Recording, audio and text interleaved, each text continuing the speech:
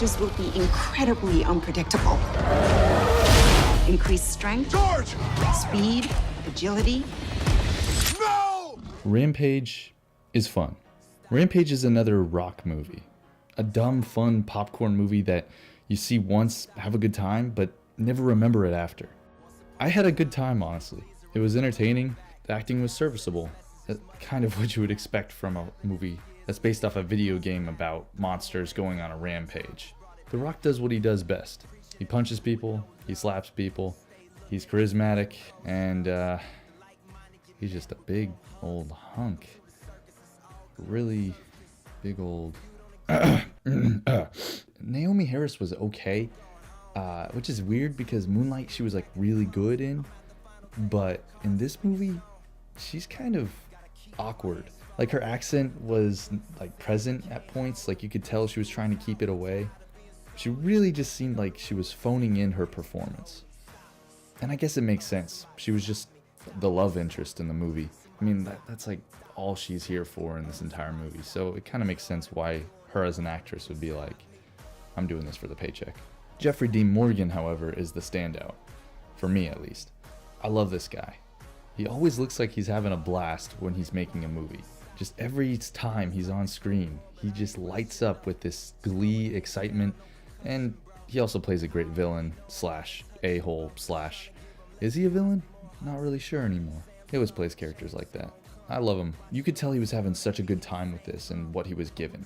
Now, the villains in the movie were laughably bad. Their dialogue was generic or really awful at times. There's not much to say about them. They were villains. It was bad. Now let's talk about why people would go see this movie other than seeing The Rock's amazing muscles and charisma on screen. But the movie cinematography worked. The visual effects were also very serviceable. At the end of the day, if you saw the trailer, you know what you're getting into. If you like The Rock, I'm sure you've already seen it. Personally, I think this is best as a rental. It's dumb, it's fun, and it's a cheese fest. So much of a cheese fest that the message in the movie is love and friendship wins in the end over all evil.